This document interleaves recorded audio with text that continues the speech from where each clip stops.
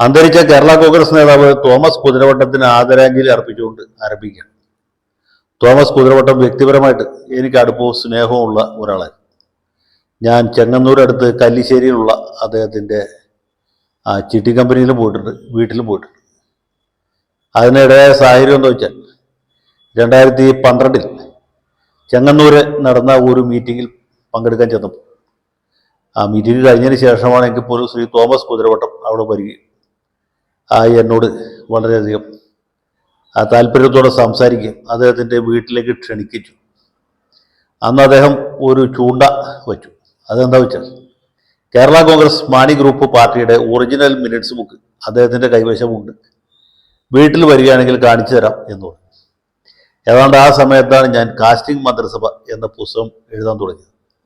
അപ്പോൾ കാസ്റ്റിംഗ് മന്ത്രിസഭയിൽ ഒരു പ്രധാനപ്പെട്ട കഥാപാത്രം ശ്രീ കെ എം മാണി അദ്ദേഹത്തിൻ്റെ പാർട്ടിയുമായതുകൊണ്ട് ഈ മിനിറ്റ്സ് ബുക്ക് തീർച്ചയായിട്ടും വളരെ ഉപകാരപ്രദമായിരിക്കും എന്ന് മനസ്സിലാക്കി ഞാൻ അദ്ദേഹത്തെ വിളിച്ചു പറഞ്ഞ് അദ്ദേഹത്തിൻ്റെ വീട്ടിൽ ചെന്ന് മിനിറ്റ്സ് ബുക്ക് പരിശോധിച്ച് അദ്ദേഹത്തിൻ്റെ ആതിഥ്യം അനുഭവിച്ച് അന്ന് അദ്ദേഹത്തിൻ്റെ വീട്ടിൽ നിന്ന് ഊണ് കഴിച്ച് അദ്ദേഹത്തിൻ്റെ സഹധർമ്മിണി മുറിച്ച് തന്ന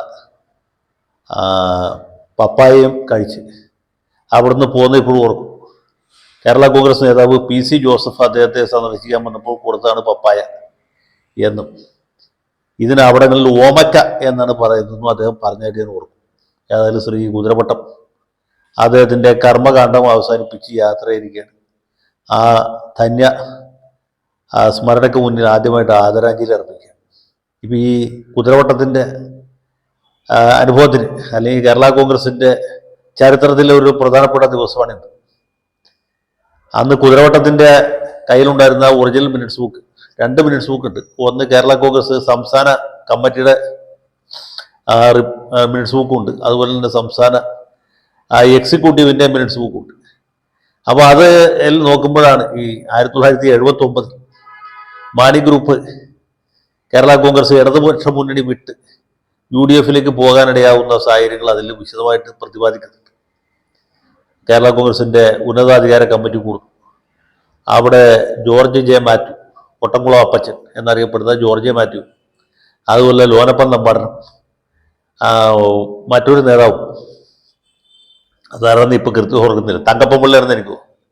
തങ്കപ്പൻ പിള്ളയും ഇതിനെ എതിർക്കുന്നു, ഇടതുമുന്നണിയിൽ വിട്ട് UDFിലേക്ക് പോകേണ്ട ആവശ്യമില്ല എന്ന് പറയും. പക്ഷേ മാണി സാറ് പറയുന്നു, അല്ല UDFിലേക്ക് പോകുന്നത് നമുക്ക് ലാഭകരം, അവിടെ ചെന്ന് ഒരുപാട് ആനുകൂല്യങ്ങൾ കിട്ടും എന്ന് പറയുന്നു. അടുത്ത ദിവസം വീണ്ടും യോഗം ചേരാൻ തീരുമാനിക്കുന്നു. കറപ്പനയ്യ മൂപ്പനാരിൽ നിന്ന് വ്യക്തമായ ഉറപ്പ് കിട്ടിയിട്ടുണ്ട്, കേരള കോൺഗ്രസ് പാർട്ടിക്ക് 22 സീറ്റ് കിട്ടും എന്ന് മാണി സാർ അറിയിക്കുന്നു. നമ്പാടൻ അപ്പോഴും എതിര് പറയുന്നു. പക്ഷേ ഭൂരിപക്ഷ തീരുമാനപ്രകാരം ഇടതുമുന്നണി വിട്ട് UDFിലേക്ക് പോകാൻ തീരുമാനിക്കുന്നു. UDFിലേക്ക് പോകും. ഇതാണ് അന്നുണ്ടായ സംഭവം. ഈ കോൺഗ്രസിലെ ആന്റണി ഗ്രൂപ്പ് ഇടതുമുന്നണിക്കുള്ള പിന്തുണ പിൻവലിച്ചു. അവരുടെ 4 മന്ത്രിമാരെ രാജിവെച്ചു. ആ സമയത്താണ് മാണിക്ക് വേണമെങ്കിൽ ആഭ്യന്തര വകുപ്പ് കിട്ടും എന്ന ഒരു സാഹചര്യം ഉണ്ടായിരുന്നു. ഇടതുമുന്നണിയിൽ നിൽക്കുകയാണെങ്കിൽ കുറെ കൂടി മെച്ചപ്പെട്ട അക്കോമഡേഷൻ ഉണ്ടാവും, നമുക്ക് ആഭ്യന്തര വകുപ്പ് തന്നെ ചോദിക്കാം എന്ന് മാണി ആദ്യം ആലോചിച്ചു. ആ സമയത്താണ് PC അലക്സാണ്ടർ വഴി ഇന്ദിരാഗാന്ധി മാണിയെ അപ്രോച്ച് ചെയ്തത്. PC അലക്സാണ്ടർ വിളിച്ചപ്പോൾ മാണി ഒന്ന് ഇളകി, ഒന്നല്ല നന്നായിട്ട് ഇളകി. അതിന് അപ്പോഴും കൃത്യമായ ഉറപ്പ് രേഖാമൂലം കിട്ടണം എന്ന് മാണി വാശി പിടിച്ചു.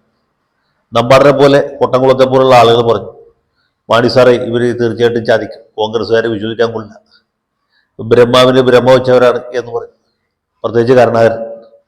പക്ഷെ മാണി സാറ് ഇന്ദിരാഗാന്ധിയുടെ ഉറപ്പല്ലേ, PC അലക്സാണ്ടർ അല്ലേ, അത് സാരമില്ല എന്ന് പറഞ്ഞെങ്കിലും രേഖാമൂലമായ ഉറപ്പ് കിട്ടണം എന്ന് പറഞ്ഞു.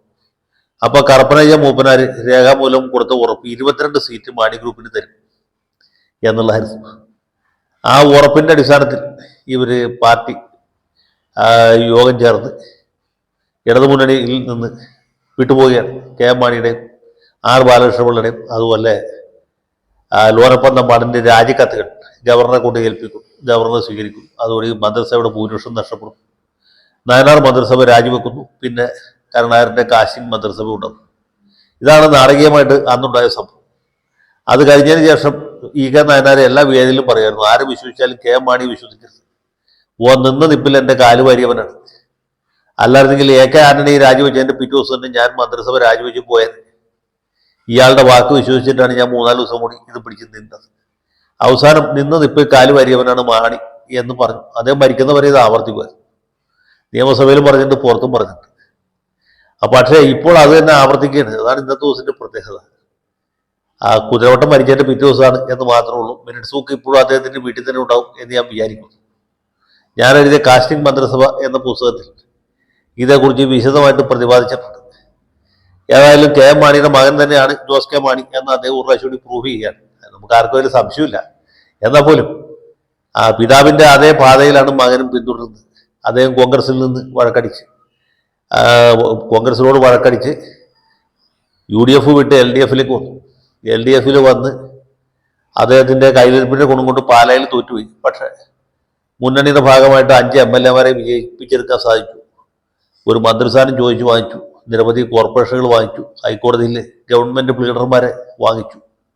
അങ്ങനെ 5 കൊല്ലം ഭരണത്തിന്റെ സകല സുഖ സൗകര്യങ്ങളും അനുഭവിച്ചു. അതിനുശേഷം ഇപ്പതാ പണ്ട് കെ എം മാണി ഇടതുപക്ഷത്തോട് ചെയ്ത അതേ പരിപാടി തന്നെ ഇപ്പോൾ ജോസ് കെ മാണിയും ചെയ്യുകയാണ്.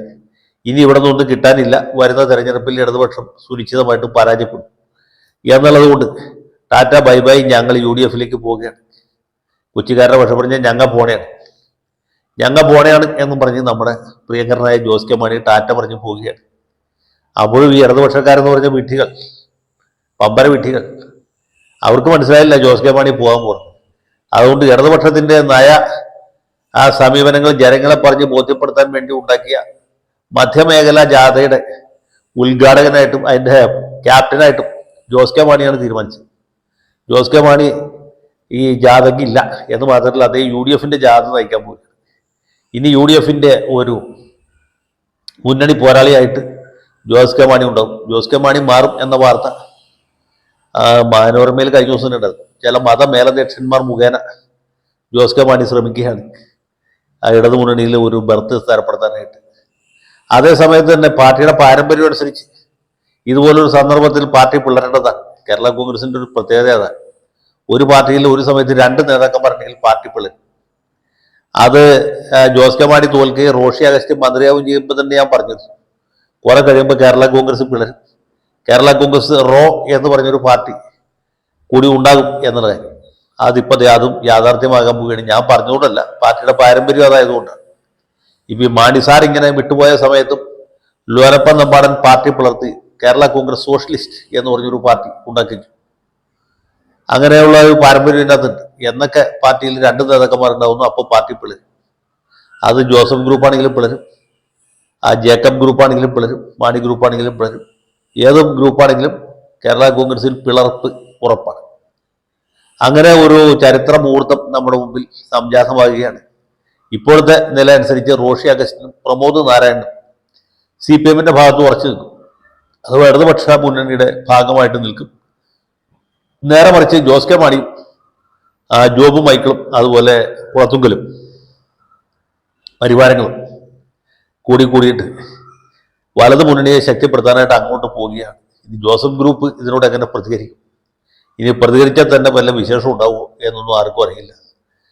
ജോസ് കെ മാണി പാലായിൽ മത്സരിക്കൂ, അങ്ങനെയാണെങ്കിൽ കാപ്പൻ എന്ത് ചെയ്യും എന്നുള്ളൊരു ചോദ്യമുണ്ട്. കാപ്പൻ ഇനി ഇടതുമുന്നണിയിലേക്ക് തിരിച്ചു പോകുമോ, അതോ കാപ്പൻ തന്നെ കേരള കോൺഗ്രസ് റോഷി ഗ്രൂപ്പിൽ ചേരുമോ, ഒന്നും അറിയില്ല. ഇന്നലെയോളം എന്തെന്ന് അറിഞ്ഞില്ല, ഇനി നാളെയും എന്തെന്ന് അറിയില്ല എന്ന് പറയുന്നത് കേരള കോൺഗ്രസിന്റെ കാര്യത്തിൽ വളരെ വളരെ ശരിയാണ്. ജോസ് കെ മാണി അതിൽ എത്തേണ്ട സ്ഥലത്ത് തന്നെ എത്തുന്നു എന്നല്ലേ നമുക്ക് സന്തോഷമുണ്ട്. അദ്ദേഹം UDF വിട്ട് LDF വന്നപ്പോൾ ഞാൻ പറഞ്ഞാണ്, ഈ UDF വിഴുപ്പ് പാടത്തെ എന്തിനാണ് സഖാക്കന്മാർ പേറുന്നത്? ഇത്രയും നാൾ ഇയാളെ കോഴമാണി എന്ന് വിളിച്ച് ആക്ഷേപിച്ചുകൊണ്ടിരുന്ന ആൾക്കാർ, കോഴമാണിയും മകൻ കോഴിമാണിയും എന്ന് പറഞ്ഞുകൊണ്ട് നടന്നവരാണ് LDF-കാർ. ഇയാളുടെ വീട്ടിൽ ദാരിദ്ര്യമാണ് എന്ന് പറഞ്ഞ് പുള്ളിക്ക് 5 രൂപയും 1 രൂപയൊക്കെ അയച്ചു കൊടുത്തവരാണ്, മണി ഓർഡറായിട്ട് അയച്ചവരാണ് ഇടതുപക്ഷക്കാർ. അവരാണ് ഇപ്പോൾ അദ്ദേഹത്തിന് സ്മാരകം പണിയാൻ നടക്കുന്നത് എന്നൊക്കെ ഞാൻ പറഞ്ഞാണ്. അപ്പൊ ആർക്കും അത് ബോധ്യമതില്ല. ഇപ്പൊ അവർക്ക് എല്ലാവർക്കും ബോധ്യമായി കാണും എന്ന് ഞാൻ വിചാരിക്കുന്നു. ഏതായാലും തറവാട്ട് പാരമ്പര്യം കാത്ത ജോസ് കെ മാണിയെ സർവ്വത അഭിനന്ദിക്കുന്നു. ഇനിയും ഇതുപോലുള്ള കലാപരിപാടികൾ ഭാവിയിലും ഒപ്പിക്കണം. ഞങ്ങളൊക്കെ അത് കാണാൻ വേണ്ടി കാത്തിരിക്കുന്നു.